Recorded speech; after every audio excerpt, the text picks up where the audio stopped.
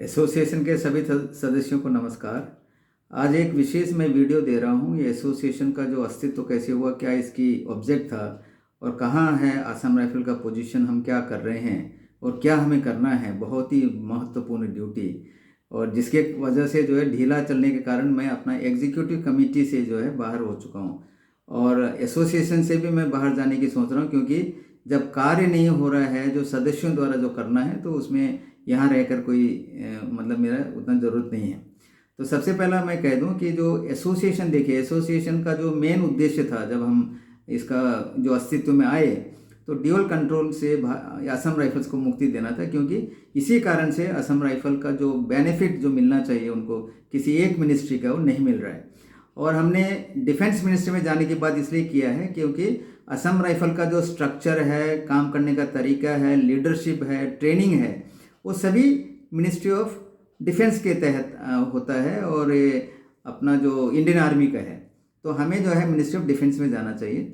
इसी वजह से हमने जो स्टार्टिंग में देखिए हमने क्या कैसे प्रयत्न किया। पहला और दूसरा जो पड़ाव था, पहला पड़ाव में हमने कम्युनिकेशन किया था, प्रधानमंत्री को चिट्ठी लिखे थे, कैबिनेट सेक्रेटरी को लिखा, कई सारे पत्राचार किए, उसमें कोई एक्शन नहीं हुआ। तब जाके हमने मीटिंग जो है जारी किया, करीब 35 मीटिंग हो चुका है हमारा, डीजीआर से लेके जितने भी जो स्टेक होल्डर्स हैं दिल्ली में, मिनिस्ट्री ऑफ होम में और डिफेंस में। डिफेंस मिनिस्टर भी हमने 2 डिफेंस मिनिस्टर से भी मिले थे, एनएस से, आर्मी चीफ, सभी से जो है 35 मीटिंग किया है। उसके बावजूद भी जब हमारा नहीं हुआ, जब 27 मीटिंग हो चुका था, तब जब हम कोर्ट में गए। कोर्ट में जो है अभी सभी को पता है ये 18 जुलाई को एक हियरिंग होना है, और यह जो कोर्ट का जो है वो है हमारा दूसरा पड़ाव। देखिए पहला पड़ाव में हमने देखा है, हमने करस्पॉन्डेंस किए और मीटिंग किए। एक फ़ायदा उससे ये हुआ कि सभी लोगों को पता चल गया कि असम राइफल में ड्यूअल कंट्रोल है, जो इवन डिफेंस सेक्रेटरी को भी पता नहीं था, जिससे हमने बातचीत किया था। उनको मैंने ब्रीफ किया था, 2 डिफेंस सेक्रेटरी को, और ये जो प्रॉब्लम है करके उनको पता चल गया। और फिर हम गए दूसरे पड़ाव में कोर्ट में। सभी को पता है कुछ डिले हो गया, कोविड आ गया था बीच में, तो अभी जो है लगभग जो है हमारा इसी साल में जजमेंट आने की बात है। जब जजमेंट आ जाता है तो दूसरा पड़ाव, तो आप सभी को मालूम होना चाहिए, जनरल जो अवेयरनेस है सिटीजन को भारत में, कि एक जुडिशरी का एक जजमेंट आना ही काफ़ी नहीं होता है, क्योंकि सरकार उस पर एग्जीक्यूटिव ऑर्डर निकलना है। जहाँ तक हमारा संबंध है, एओबी रूल अमेंड करना है, असम राइफल को जो अभी एडमिनिस्ट्रेशन रखा हुआ है एमएचए में, उसको डिफेंस में लेके जाना है। इससे पहले 2 इंस्टीट्यूशन का हो चुका है, जेटलाई जो हमने आप सभी को पता है उसका कहानी क्या है, और ग्रेफ वो भी सिंगल एमओडी में है। तो वह जो है होना संभव नहीं है। जैसे कि आप देखते हैं एग्जीक्यूटिव इसके ऊपर कुछ कार्रवाई नहीं करेगी। अगर कार्रवाई करना होता तो जब हम बातचीत किए इनसे तभी हो जाना था। तो यह जो है असंभव जैसा है, क्योंकि वो लीगल प्रोसेस और आगे बढ़ेगा, एसएलपी लेके जाएंगे, स्पेशली पिटीशन सुप्रीम कोर्ट, फिर रिवीजन पिटीशन, सालों लग जाते हैं। देखिए इसी बात पे मुझे ख्याल आया था कि अगला साल जो है इलेक्शन होना है अप्रैल में जनरल इलेक्शन में आप सभी को पता होना चाहिए कि पॉलिटिकल पार्टी जो है काफ़ी भागते हैं वोट लेने के लिए, और जो भी वोट बैंक है उनके प्रति कुछ ये लोग ऐसा अट्रैक्टिव कोई भी प्लान करते हैं ताकि उसका जो है वोट हमें मिल जाए। फॉर एग्जांपल देखिए, जैसे केरल को ले लीजिए आप। केरल में क्या है, रबर प्लांटेशन है, ज़्यादातर जो है क्रिश्चियन कम्युनिटी एंगेज है उसमें। तो मोदी जी अमित शाह आगे किसको मिलते हैं, इनके लीडर, जो चर्च के लीडर को मिलकर बात करते हैं कि हम आप लोग के लिए ये करेंगे वो करेंगे, आप पूरा वोट जो है हमें दीजिए, ठीक है ना। और लास्ट में क्या होता है, इलेक्शन जब आते हैं, इवन सेंट्रल लीडर है केरल के जो एनएसएस ऑर्गेनाइजेशन को मिलते हैं। देखिए नायर सर्विस सोसाइटी करके एक है, वहाँ के जो जनरल सेक्रेटरी के लोग मिलकर बात करते हैं कि वो सोचते हैं कि अगर उनके कहने पर पूरे नायर जो है उनको वोट देगा, जो आज के स्थिति में संभव नहीं है। उसी प्रकार एसएनडीपी, मतलब कई सारे ऑर्गेनाइजेशन हैं। और जहाँ तक नेशनल को ले लो, फार्मर्स का जो एमएसपी का वो करते हैं, मिनिमम सपोर्ट प्राइस, वो समझते हैं कि ऐसा करने से हमें पूरा इनका जो वोट बैंक है हमको मिल जाएगा। तो अभी इलेक्शन आ रहा है, तो मैं भी हमने आइडिया किया था, हमारे जो प्रेसिडेंट सेक्रेटरी और हमारे मेंटर हैं general Sushil Kumar sir, pattern in chief है जनरल कार्निक, और मंताता सर है हमारे लेफ्टिनेंट जनरल साहब जो हमारे एसोसिएशन में हैं अभी, और सभी से राय लेके मैंने 2-4 वीडियो डाला था इसके ऊपर, सर्कुलर इशू किए हैं, और लोगों को मैंने कहा था कि वोट बैंक का एक गूगल फाइल भी हमने ओपन किया था 20 अप्रैल को। बहुत ही आसान है, उसमें देखिए एक लिस्ट तैयार करना होता है। चलो वो सब्जेक्ट मैं भी इधर नहीं करूँगा, तो ये मैंने किया।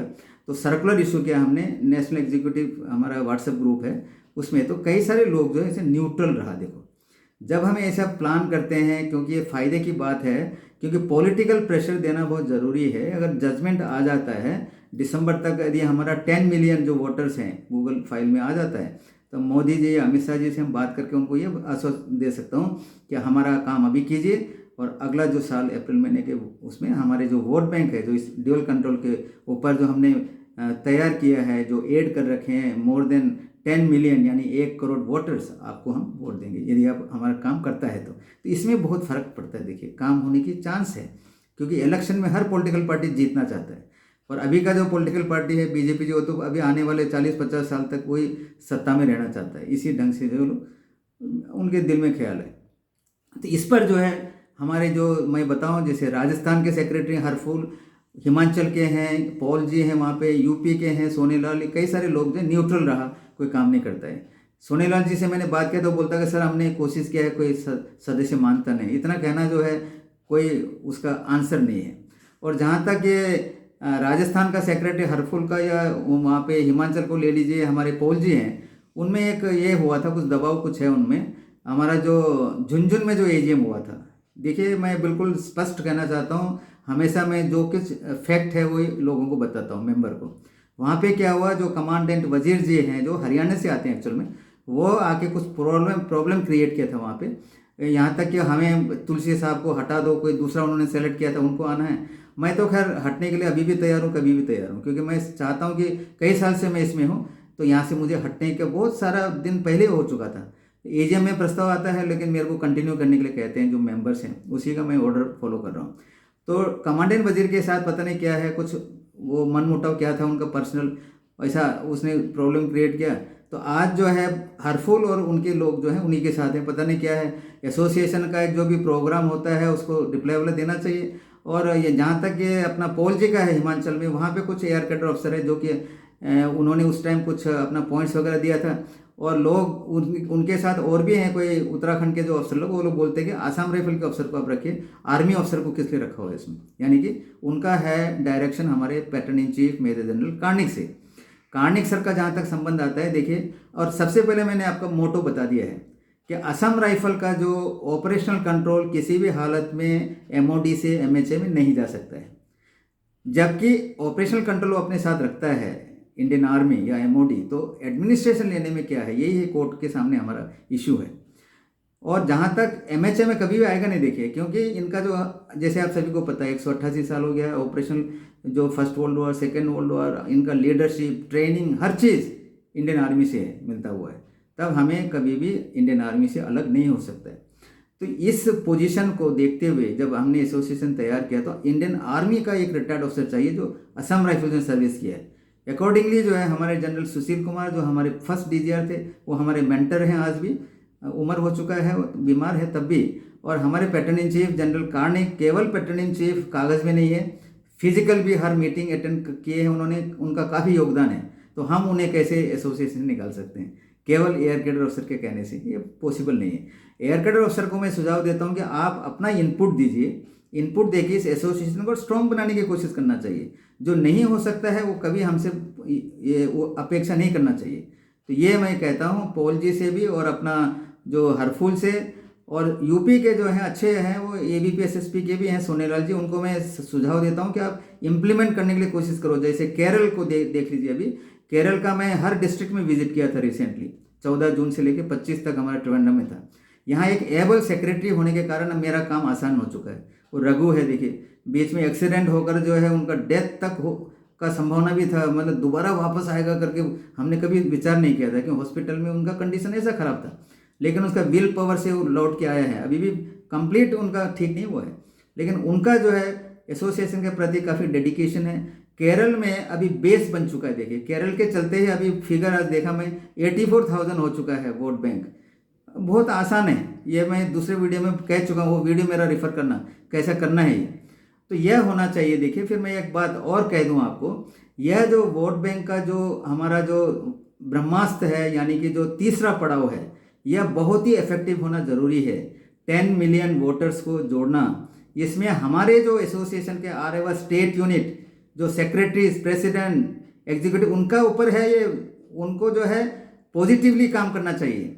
अगर उनसे नहीं होता है तो रिजाइन कर दीजिए, किसी और को दे दीजिए सेक्रेटरी का पोस्ट, मैं कहूँगा ये हरफुल और अपना पॉल जी को, क्योंकि बहुत ही नेगेटिव है चल रहा है अभी तक। जो भी है पॉजिटिव करना है। उनके जितने भी जो मेंबर काफ़ी हैं, कई मेंबरों का मुझे फ़ोन आता है हरियाणा राजस्थान से, बोलते कि सर हम आपके साथ हैं। आपके साथ का तो ज़रूरत नहीं है, जो हमने बना रखा है वहाँ पे आरएवा unit, president, secretary, executive committee member, उनका जो है फ़र्ज़ बनता है कि हमारा जो सर्कुलर है उसके ऊपर कार्रवाई करें। अगर नहीं कर सकता है तो किसी और को दें ताकि वो अपना काम कर सकें।